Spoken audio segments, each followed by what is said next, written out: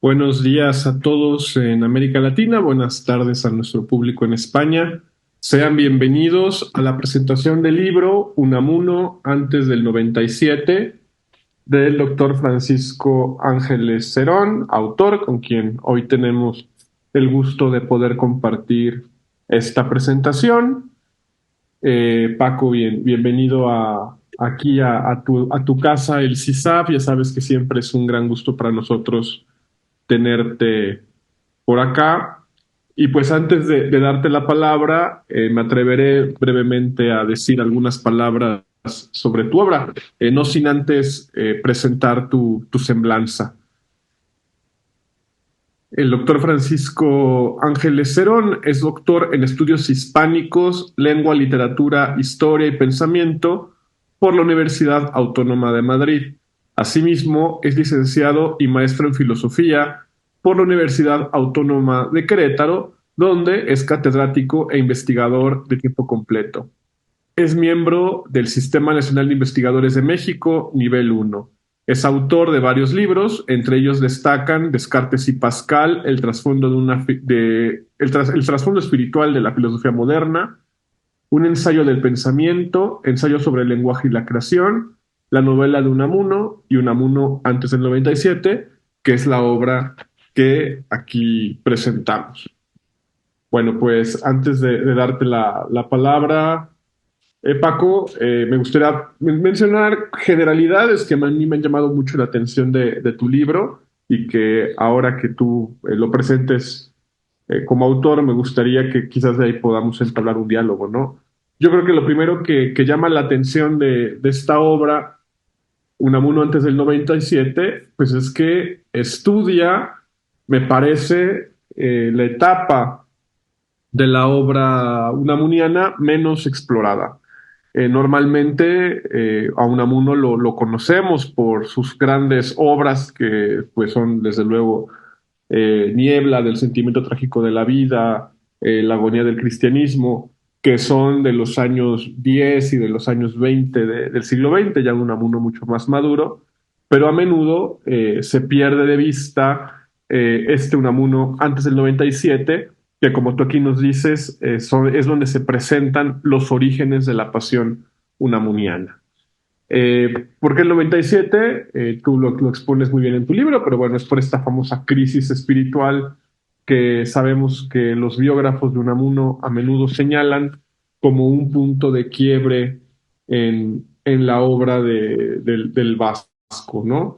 En el índice nos presentas primero la metanoia espiritual y filosófica del joven Unamuno, los años bilbaínos, donde vemos un Unamuno que viene de una influencia filosófica que quizás no tendríamos pensada a primera impresión o a primera lectura y que no consideraríamos que son las primeras influencias de Unamuno, ¿no? Por ejemplo, un Unamuno mucho más próximo al pragmatismo, a Spencer, por ejemplo, a este pensamiento estadounidense que parece quizás muy distante cuando uno profundiza en la obra unamuniana, y también, desde luego, pues las lecturas que tiene de la propia filosofía española, ¿no? En problematización también con lo que se avisoraba como un desafío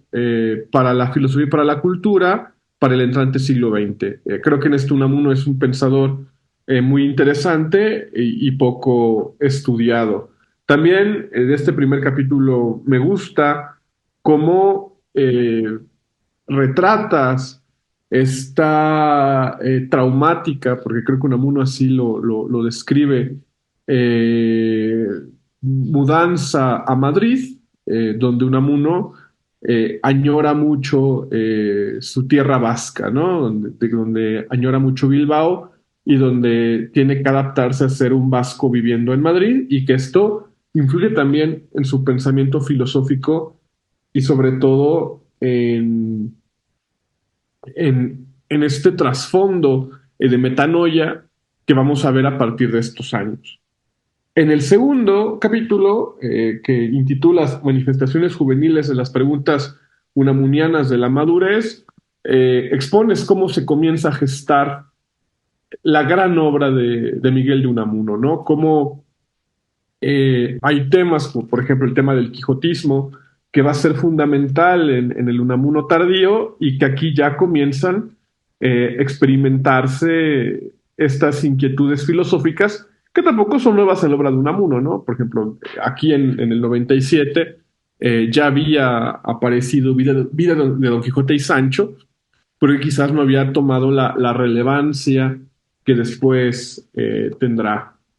Posteriormente, en ruptura definitiva con el pensamiento sistemático y Unamuno y la consolidación de sus pasiones teóricas y existenciales, pues es donde nos presentas ya propiamente este talante unamuniano con una mayor profundidad y viendo una continuidad también con lo que él venía pensando previamente, pero obviamente con un nuevo horizonte y con nuevos temas que van a enriquecer profundamente al pensamiento de Miguel de Unamuno en esta etapa, digamos, de juventud tardía, ¿no? Donde comienza a gestarse, como bien decías, lo que posteriormente será el cenit, digámoslo, de su obra, ¿no? Que como se dice ahora, su prime. Eh, con Unamuno, escritor plurivocal, es donde creo que a mí en particular este capítulo me agradó bastante. Es donde presentas al Unamuno maestro del estilo, ¿no? El Unamuno que navega entre la filosofía y la literatura, que hace cuento, que hace novela, que hace ensayo, que hace nivola, que hace de todo un poco y que sobre todo está en búsqueda de ese peculiarísimo estilo que lo va a caracterizar y que me parece es uno de los gestos y de los rasgos más importantes del pensamiento unamuniano y de su obra, ¿no? Eh, Cuando dices aquí la consolidación de una forma de pensar, me parece que lo que tú estás explorando, pues es la particularidad también de los recursos que Unamuno utiliza en su escritura creativa, ¿no? Por ejemplo, aquí hablas del lugar de la meditación interior, que esta meditación interior me parece, bueno, esto ya lo hemos hablado varias veces, ¿no?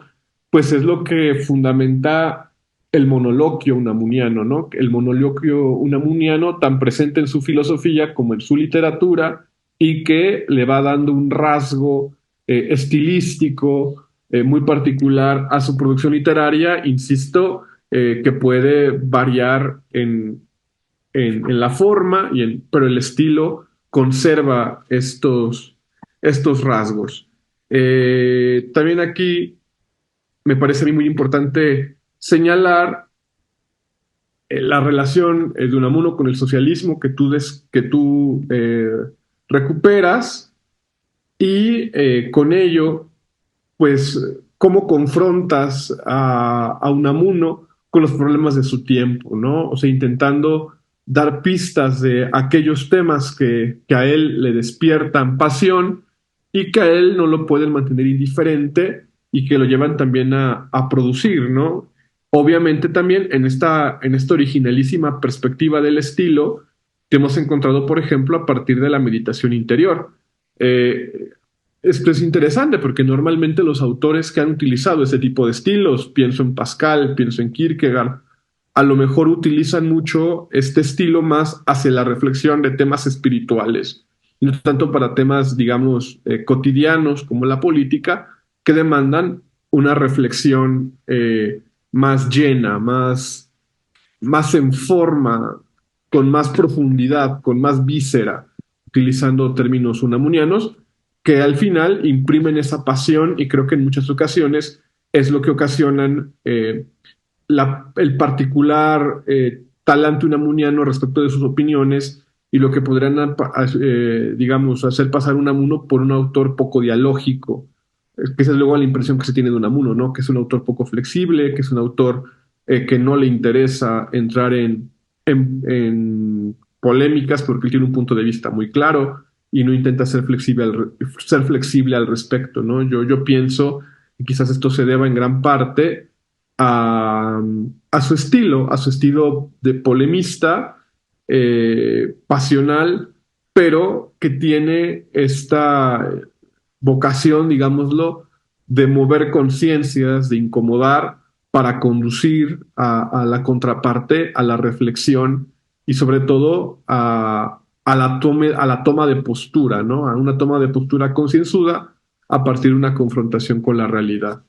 Por último, en el último capítulo, que intitulaste La antesala de la crisis del 97 y su consolidación, el futuro de Unamuno, me llama mucho la atención cómo recuperas esta categoría de anarquismo trascendental, ¿no?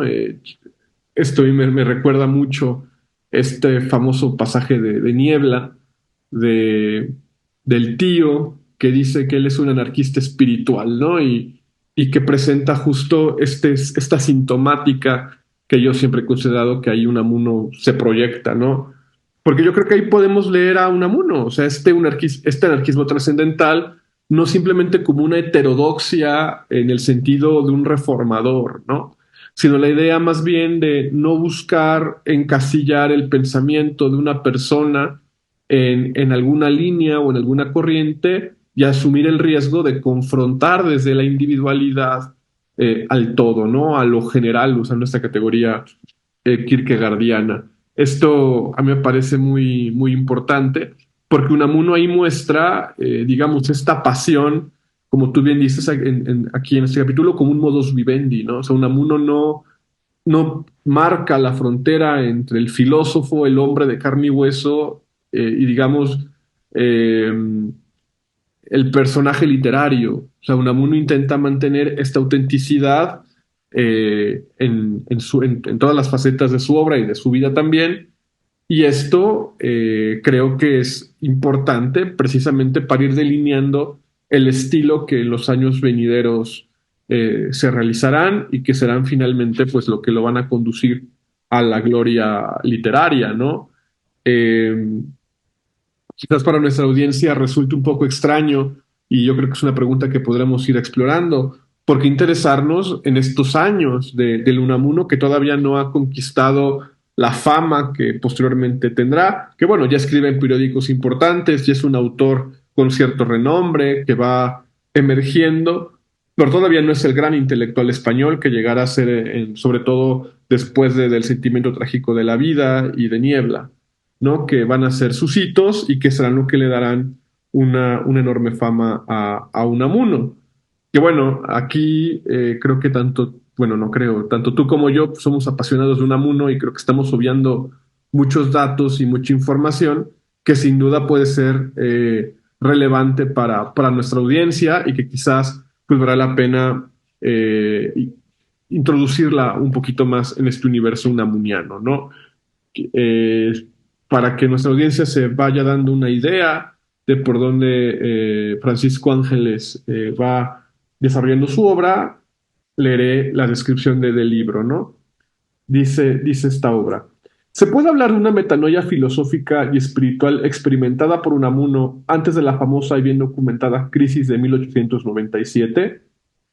El estado actual de los estudios unamunianos permite responder esta pregunta afirmativamente, sobre todo porque no es posible obviar el camino intelectual y espiritual que el filósofo español sigue antes de ese momento, y que está repleto de elementos y posturas teóricas asumidas y rechazadas constantemente de manera previa a 1897. Este libro pretende reconstruir la ruta intelectual que lleva a Unamuno hasta instalarse en una forma de pensar peculiarísima que expone plenamente en los textos publicados en su madurez, contrastando investigación de primera mano con los estudios unamunianos más recientes. Se reflexiona en torno a los textos de la época que Colette y Jean-Claude Rabaté han denominado los años bilbaínos, 1884-1891. Se recuperan analíticamente los textos de juventud escritos durante su estancia en Madrid y se construye un diálogo profundo con la correspondencia que acompaña a los cuadernillos unamunianos que permanecieron inéditos hasta hace muy poco. En suma, se presenta aquí una reconstrucción de la ruta que sigue el escritor vasco en el momento de la génesis y consolidación de su pensamiento, hasta llegar al encuentro con ese claro interés por unamunizarse a sí mismo. Con esto terminaría, ¿no? La unamunización, que es otra categoría muy unamuniana, que precisamente tiene que ver con buscar esta identidad propia, esta voz propia, este estilo particular al cual se tiene que buscar una fidelidad absoluta y que pues para Unamuno será uno de las brújulas principales de su obra y que creo que en el Unamuno de los años venideros esta unamunanización pues es también en gran parte el trasfondo espiritual que vamos a encontrar en esto que podremos llamar el anarquismo trascendental. Entonces, sin más, pues invito a nuestra audiencia a que lean Unamuno antes del 97. Si ya han leído a Unamuno, está muy bien, porque creo que pueden ir viendo desde dónde se va gestando este estilo particular y muy peculiar que don Miguel desarrolla a lo largo de su obra. Y si no han leído Unamuno, pues creo que es una excelente oportunidad para tener una lectura diferente de Unamuno, ¿no? O sea, una lectura que comience a partir de su perfil y de lo que ya investigadores contemporáneos como Francisco han desarrollado, para de ahí saltar a las obras. O sea, que es un orden de lectura, me parece muy diferente al que normalmente se hace. Normalmente Unamuno primero lo leemos y después vamos a los análisis de su obra, pero creo que sería interesante primero leer los análisis de su obra y después saltar a la lectura de las obras unamunianas. Bueno, antes de darle la palabra al doctor Francisco, tenemos un cupón de descuento por si quieren adquirir el libro. Este cupón es válido en la página publica.la donde poniendo el código presentación Unamuno, así junto y con mayúsculas, podrán tener un descuento para poder comprar el libro. Pues muchísimas gracias, Francisco, por estar aquí. Muchísimas gracias, José Miguel. Muy buenos días a ti, a todos, a todas.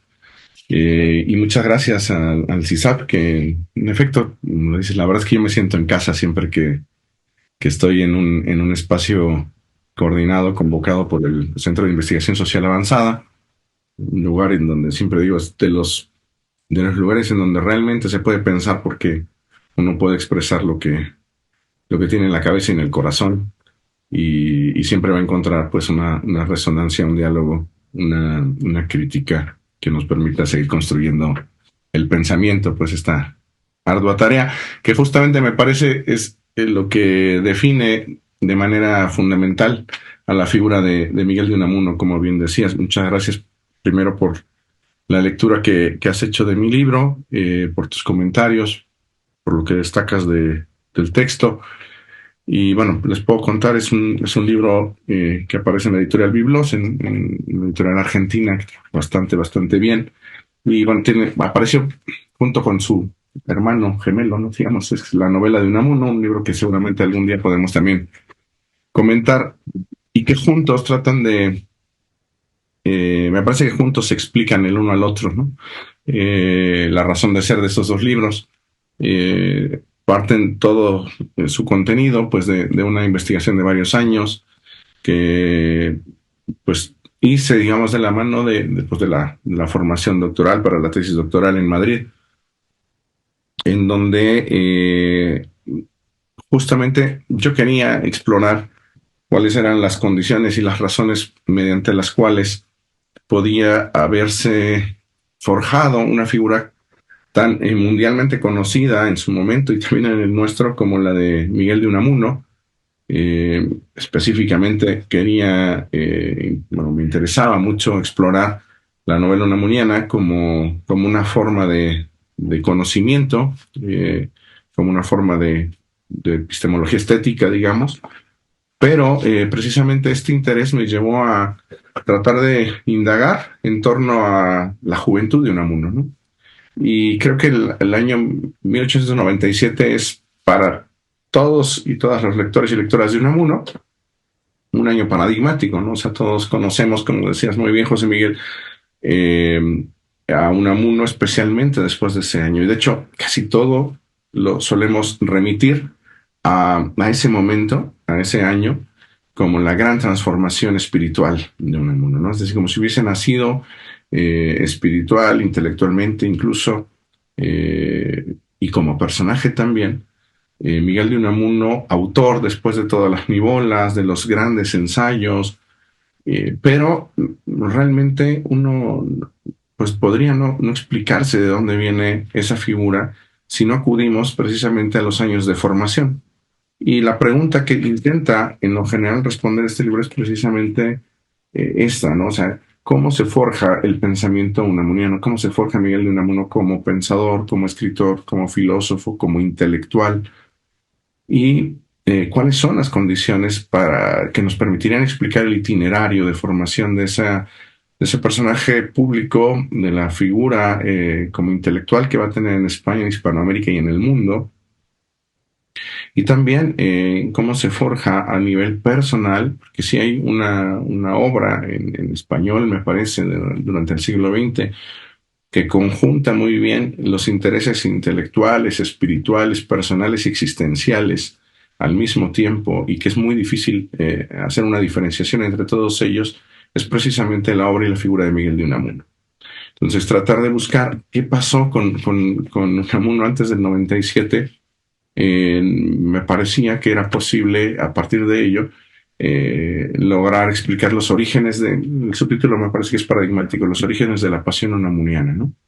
Es decir, de qué manera Miguel de Unamuno se fue forjando como pensador, cuáles fueron los tópicos con los que se fue encontrando, y contrario a lo que muchas veces se suele afirmar como la crisis del 97 como el único parteaguas tal vez a ese nivel, a ese grado de transformación de metanoia, lo leías muy bien en la contraportada del libro, de conversión.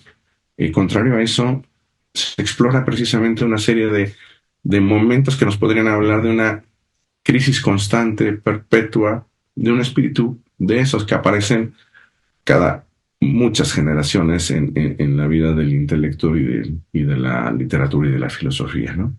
Entonces, antes del 97, sobre todo yo quería hacer una lectura tanto de los hechos biográficos a la par de los documentos que hoy podemos tener a la mano, gracias al trabajo de grandes especialistas que van poniendo a la luz de los lectores y lectoras de Miguel de Unamuno, documentos que antes desconocíamos, ¿no? O por lo menos ponerlos en orden, ¿no? Acaba de publicarse justamente el segundo volumen del Epistolario de Unamuno a cargo de la extraordinaria y cuidadísima edición de Jean-Claude Collet-Jaraté, y los cuadernillos que se han ido publicando. Miguel Ángel Rivero ha hecho un trabajo impresionante en torno a ello, los cuadernos de juventud, y todo eso justamente nos permite ir descubriendo pues el itinerario, insisto, de la formación intelectual, personal y espiritual de la figura de Miguel de Unamuno. Y a mí me interesaba justamente exponer cómo este pensador, este escritor, que después nos va a legar novelas increíbles, no solo Niebla, ¿no? Que es evidentemente tal vez la que mundialmente es conocida por parte de Miguel de Unamuno, que tiene muchas adaptaciones al cine en distintas latitudes, sino también, por ejemplo, bueno, incluso también la Teatula, donde justamente hace un par de años se cumplieron el centenario de la publicación de esta novela y el centenario, por ejemplo, de la aparición por primera vez del concepto, de un concepto que hoy está muy en boga, próximos al 8 de marzo todavía más, con el concepto de sororidad, ¿no? Que es un concepto que Unamuno es el primer autor que en español se le ocurre justamente una noción de esta naturaleza, ¿no? Entonces, este autor que va teniendo ejercicios intelectuales a nivel de estilo y escriturales a nivel de estilo muy paradigmáticos, que se adelantan mucho, por ejemplo, a la novela modernista europea, pero que también justamente ve en ese tipo de ejercicio novelístico no solo una ruptura estética con el realismo naturalista que estaba súper en boga, ¿no? A finales del 19, sino que además ve en ello pues una herramienta para poder pensar, bueno, ¿cómo llega a eso? De entrada, pues evidentemente, como José Miguel decía de manera muy clara, La estancia en Madrid va a ser fundamental. Bueno, no, del 80 al 84 está en Madrid por cuestiones de estudio, pero lo pasa muy mal, ¿no? Lo pasa muy mal porque Madrid es todo lo contrario a lo que el espíritu namuniano es en su juventud, una persona muy reacia a socializar, a tener encuentros intelectuales que él casi siempre califica prácticamente de vedetismo, de dandismo, y que solamente le prepara, de hecho, para el exilio, en la época que pasa en París del exilio. Este año se cumple justamente un centenario del exilio de Unamuno. Y, perdón, pero que ahí justamente es el primer momento en donde Unamuno tiene dos situaciones totalmente antagónicas, ¿no? Primero, la recepción justamente académica, ¿no? Del positivismo, que es la gran filosofía que está importándose en España para la reforma justamente de la universidad y demás. El cientificismo, el racionalismo y el intento de sistematización del pensamiento entran calan muy fuerte en Unamuno, antes incluso de escribir filosofía lógica en los primeros cuadernos, el cuaderno 5, por ejemplo, es más o menos de la época.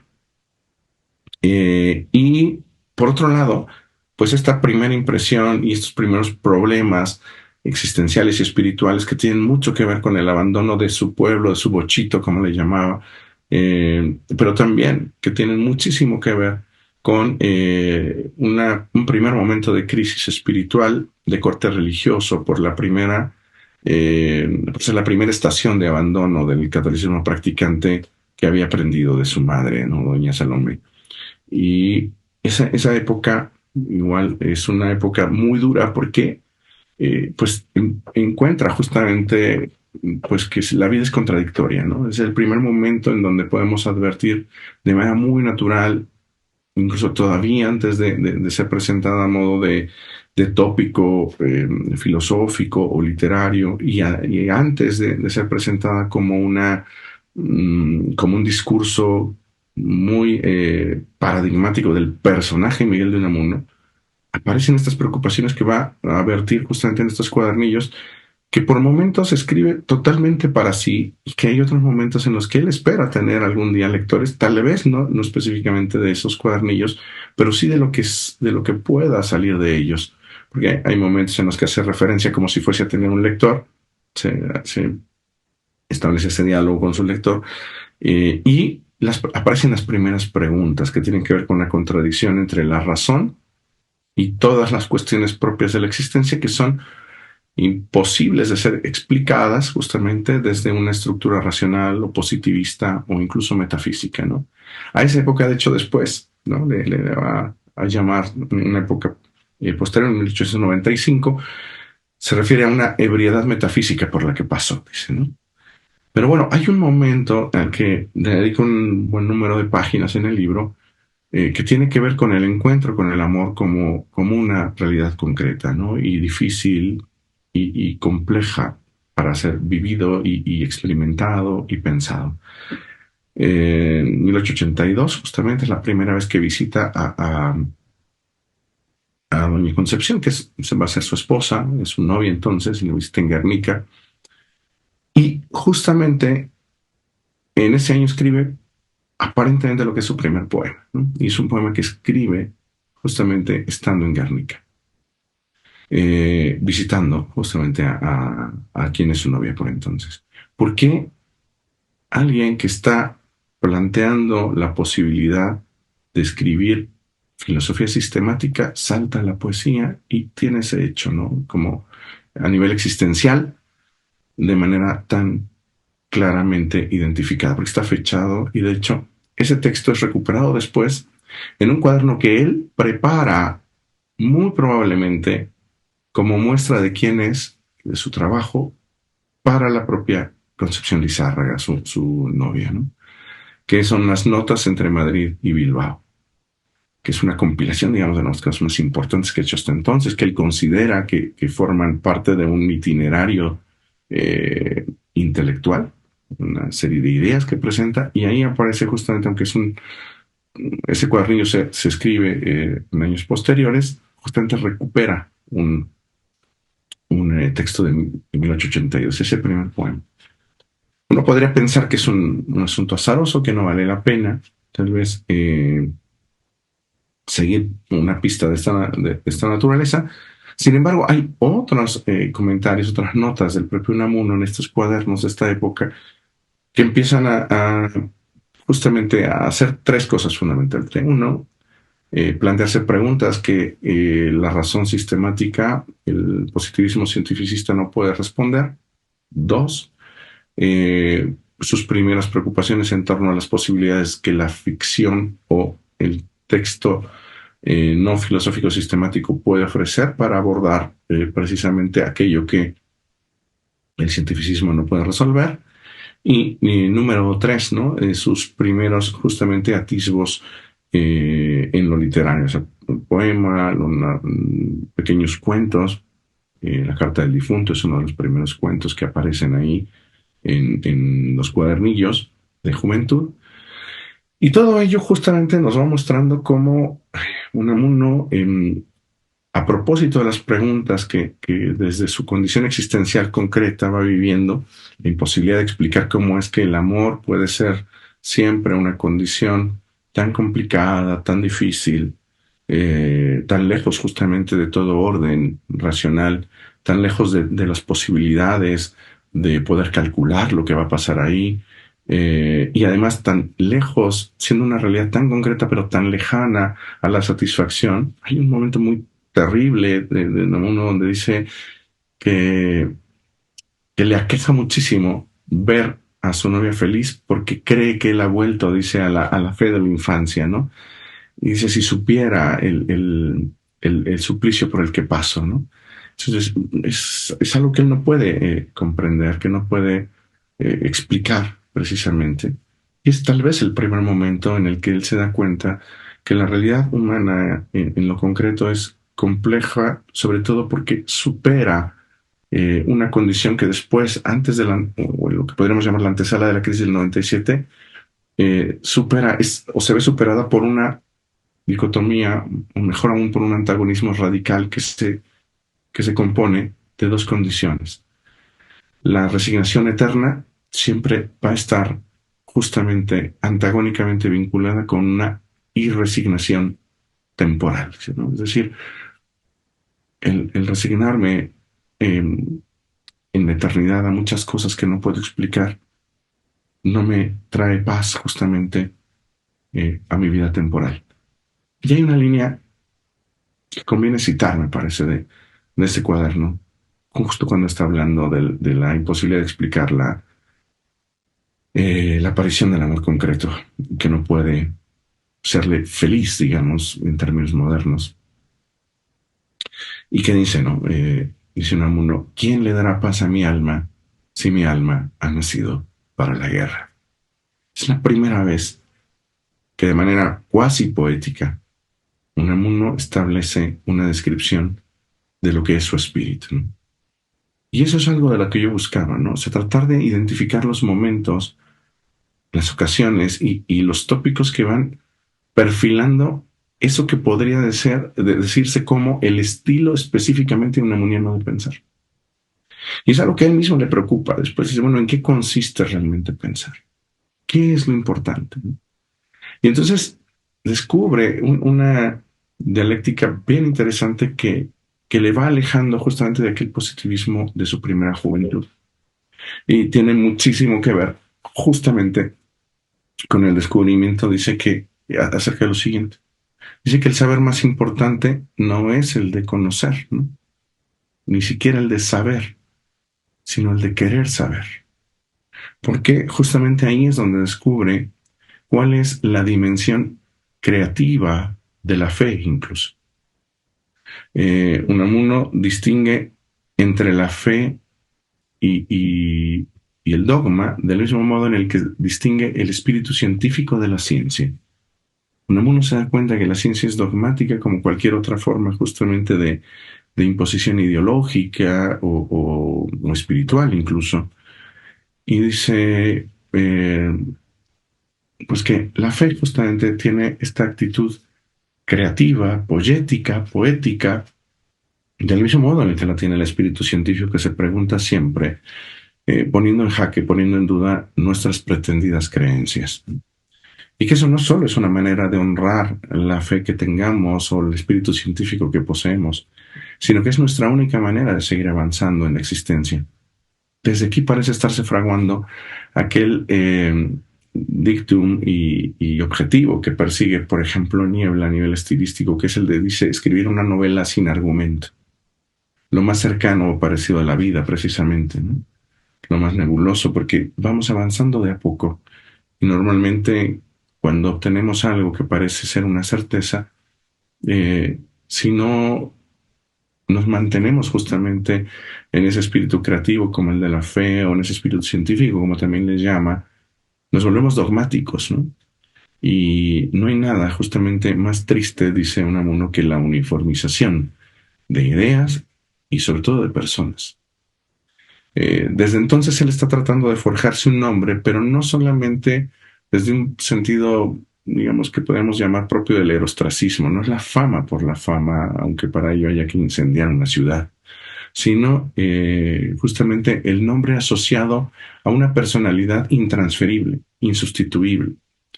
Uno piensa que el hombre de carne y hueso es justamente importante porque cada uno ofrece una experiencia de la existencia totalmente distinta a la de los demás, en una irreductibilidad tal que justamente vuelve precisamente patente por qué aquella primera preocupación, angustia casi, tragedia sí, del descubrimiento del amor concreto. Porque eso implica siempre, ¿no?, la unión imposible de dos realidades completamente distintas, por más que conceptualmente queramos hacerlas parecidas. Pero justamente por ello, y en ello es que adquiere su valor. Como adquiere también su valor, va a ir descubriendo el joven Unamuno, el tender puentes hacia las ideas totalmente distintas a las nuestras, para entregarnos justamente a la única razón que es legítima, que es aquella que explica la pasión por la razón. Y en ese sentido, justamente se va a declarar, como bien decía José Miguel, recuperando una afirmación de una carta de Unamuno, para entonces ya es un epistolómano, como él mismo se define, ¿no? Escribe cartas por doquier. Hace muy poquito, de hecho, hubo una exposición muy linda que se llama Bajo Pluma de Mujer, con todas la correspondencia que tiene con muchísimas mujeres, Unamuno, de muchas partes del mundo. Y bueno, se escribía con todos los intelectuales importantes, pero también con mucha gente que era ajena incluso a la vida intelectual o literaria o política. Y bueno, para entonces Unamuno ya se declara en efecto, como nos recordaba José Miguel, un anarquista trascendental, ¿no? Un anarquista trascendental que lo que quiere es, dice, justamente unamunizarse, descubrir y hacer que todos podamos descubrir que somos insustituibles. Y que al ser insustituibles justamente siempre vamos a generar un dolor por nuestra ausencia. Por más que nosotros mismos podamos creer que no somos tan importantes y que lo que ofrecemos como en una discusión, por ejemplo, como objeción, como aclaración, como pregunta, es algo que no habría podido venir dado desde ningún otro sitio, desde ningún otro horizonte, tal como nosotros lo hicimos.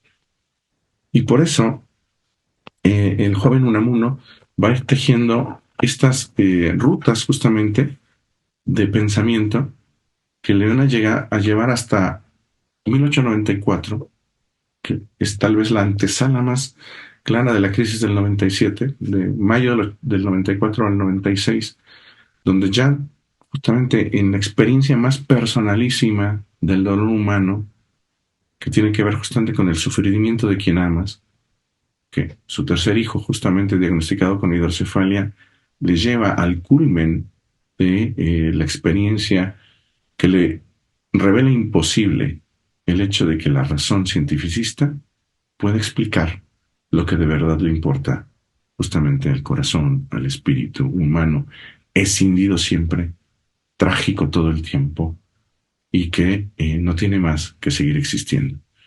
En esa época justamente, y antes de la muerte de su hijo, el ciego Raimundo, pues viene esta experimentación precisamente de todas las condiciones eh, de la imposibilidad que tiene el hecho de poder explicar el dolor y la impresión perdurable que tiene el dolor en nuestras vidas, ¿no?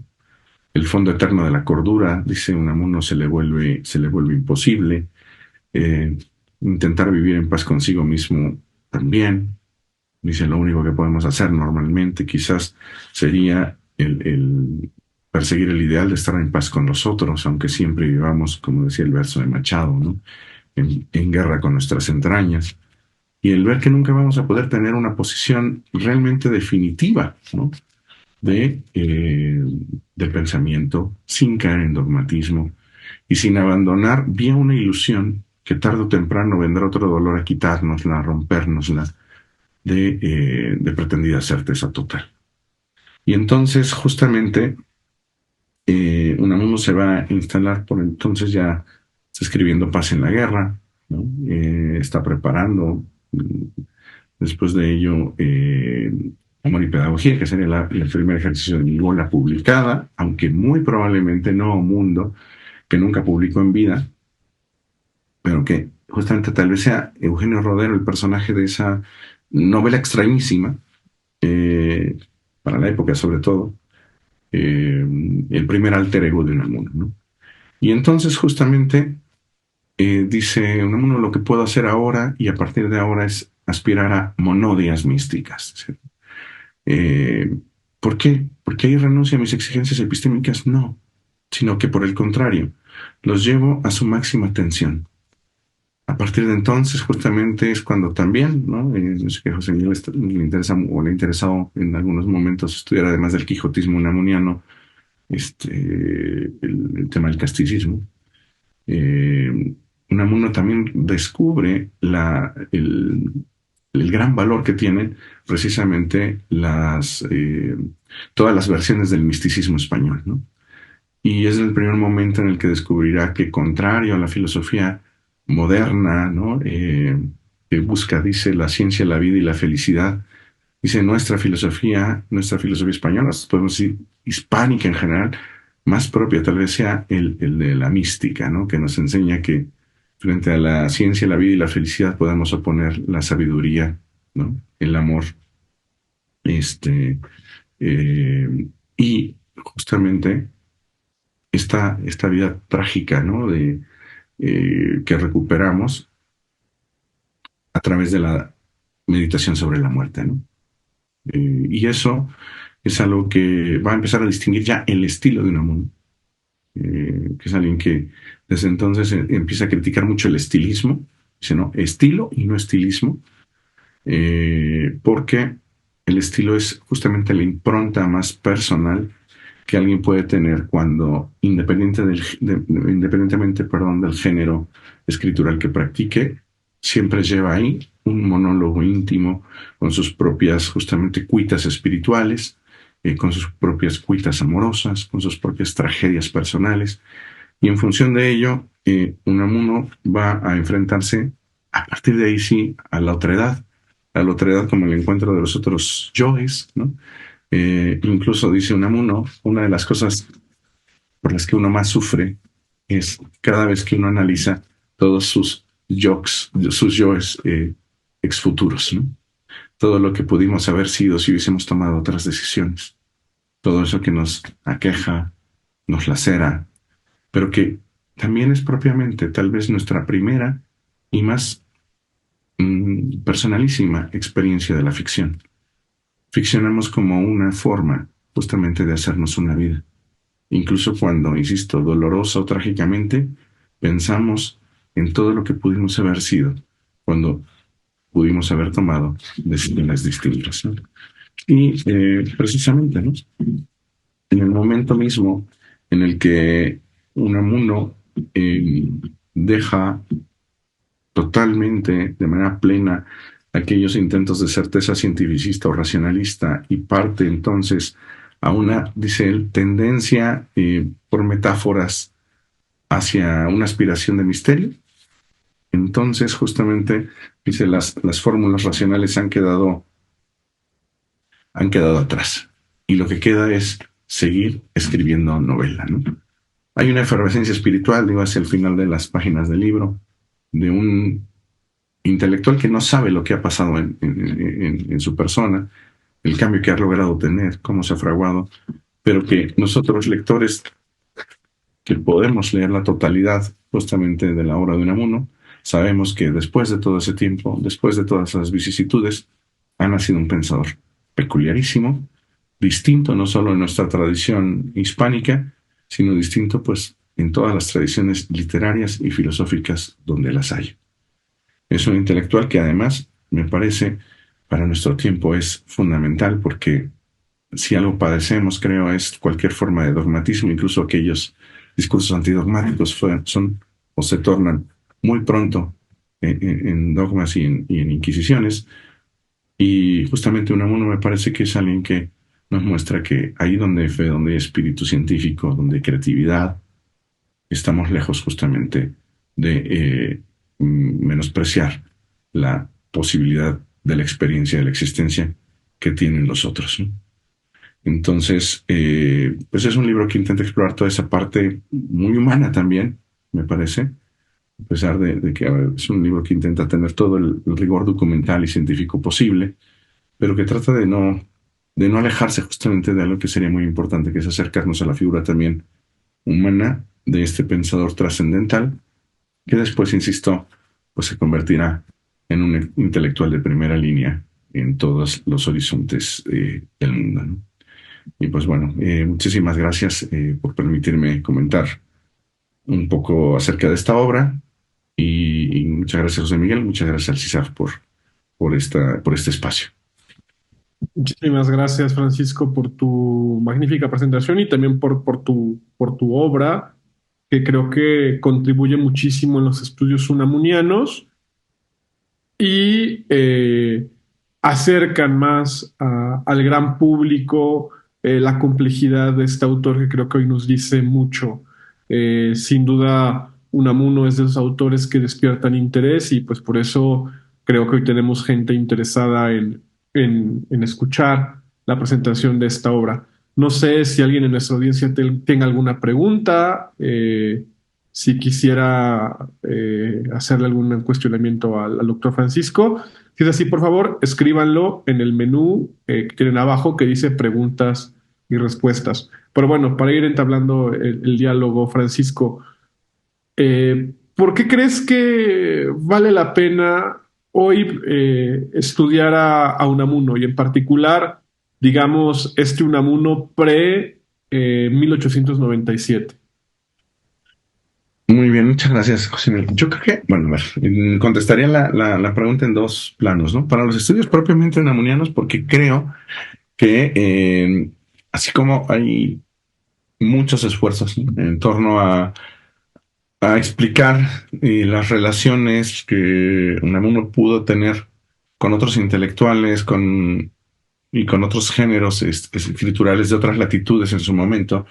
O sea, explicar, por ejemplo, la relación de la novela de Unamuno con la novela modernista europea, explicar justamente la tendencia tan intempestiva, digamos, de los ensayos unamunianos con su lectura y con lo que se estaba haciendo, por ejemplo, en las teologías protestantes de su tiempo y demás. Creo que hay otra cosa que es bien importante hacer y es recuperar de estas grandes figuras que después son opacadas por su propia luz.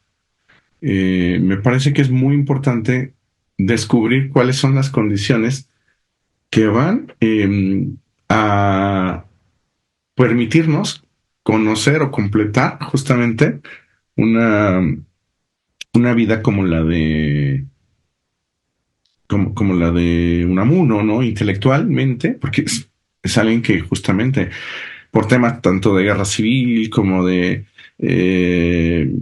exilio, como justamente, no sé, como tantas cosas que le pasan a Unamuno, la vida misma universitaria, ¿no? O sea, Unamuno, no nos olvidemos, es el rector más icónico yo creo que de una universidad en Iberoamérica, ¿no? Es el rector más icónico de la Universidad de Salamanca en su momento, pero precisamente, ¿no? Es alguien que si no recuperamos y reconstruimos la ruta intelectual y no solo su biografía, ¿no? Sino justamente la biografía intelectual de Naval con toda precisión, no podemos explicar cuánto tiempo, de qué manera se tienen que dejar descansar muchos tópicos, muchos temas, y luego cómo hay una cosa que se me parece original en Unamuno, y es ver que la novela no es una exposición de la filosofía o de una forma de filosofía, sino que es estilísticamente incluso, formalmente incluso, una forma de pensamiento. Bueno, eso que hace Unamuno en su momento, que lo hace en español,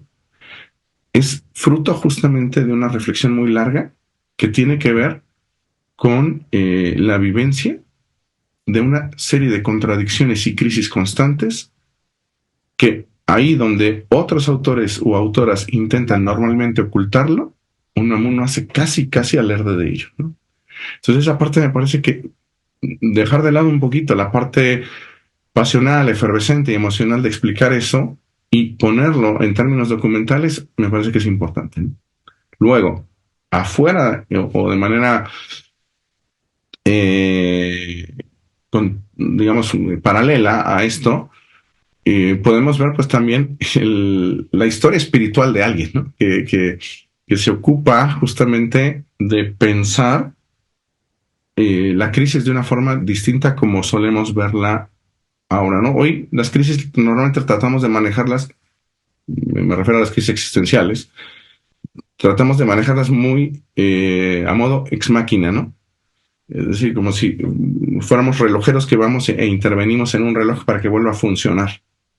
Unamuno es alguien que más bien desde el interior muestra que justamente pues una forma de aceptar esto que él mismo llama, ¿no? La resignación eterna es aceptar paralelamente una irresignación temporal, es decir, una vida agónica, ¿no? O sea, por eso es que Unamuno, pues en ese sentido, tanto a nivel espiritual como intelectual, es alguien que está normalmente en crisis y que practica él no solo con mucha honestidad discusiones que contradicen lo que acaba de publicar, lo que acaba de decir, sino además que encuentra el valor profundo que hay en pensar agónicamente, es decir, en pensar en términos de lucha constante, plena, con lo que uno mismo piensa, con lo que uno mismo ha recibido, ¿no?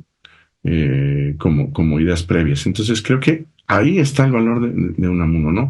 Alguien que es difícil estudiar y que mucha gente no podría no querer estudiar porque no nos ofrece, como otros autores, una posición definitiva, y volverte especialista en Unamuno no es como volverte especialista de otras figuras, ¿no?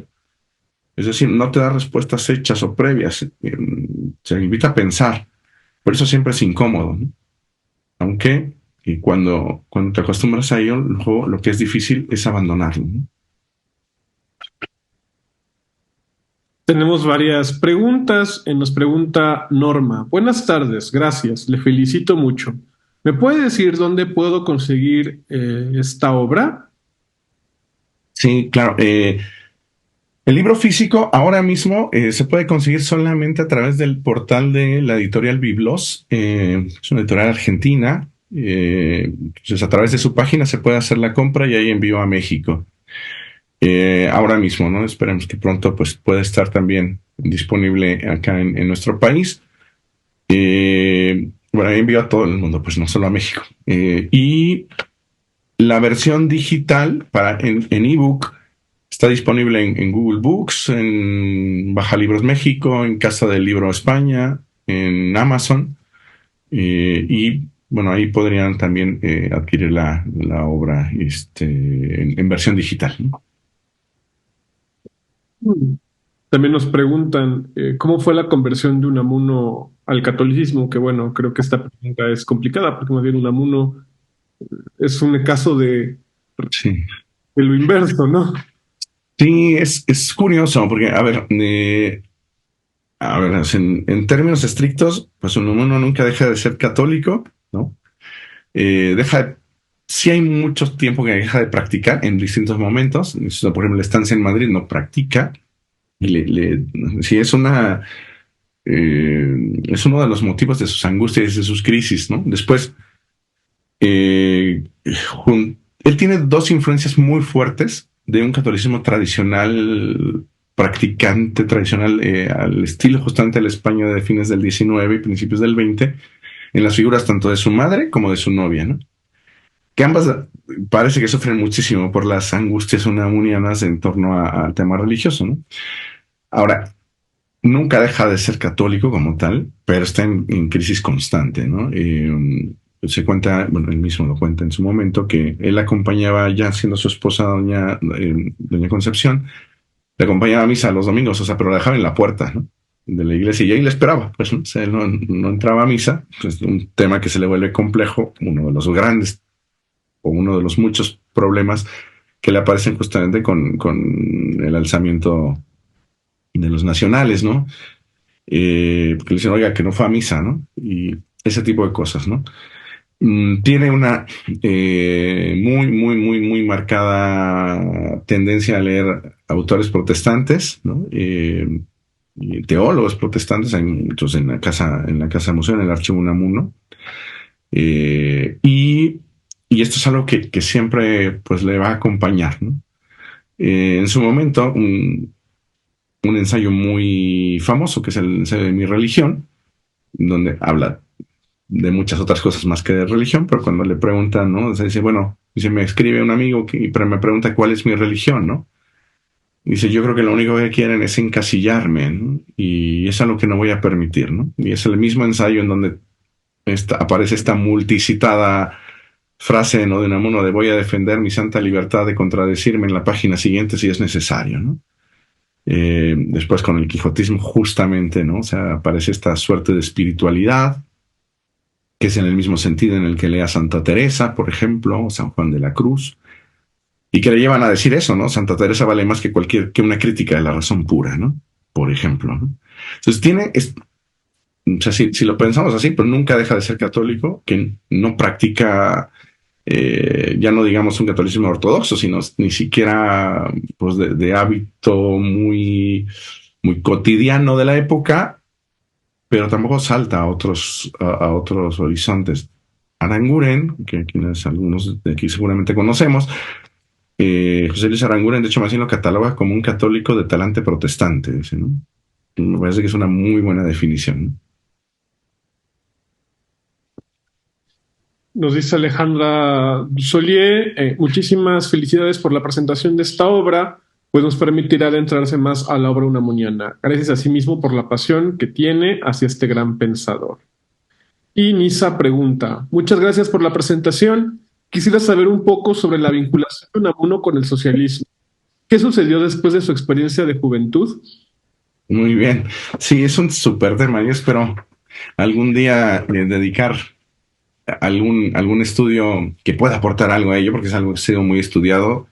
Don Pedro Rivas ha dedicado mucho esfuerzo, que fue quien tuvo a bien dirigir mi tesis de doctorado en su momento. Y tiene muchos textos, estudios sobre el socialismo de Unamuno. A Unamuno, mire, con el socialismo le pasa algo que le va a servir de explicación, creo, de, de todo lo que en el futuro le va a ocurrir siempre que se quiera unir a una comunidad. O sea, Unamuno es un individualista a ultranza, ¿no?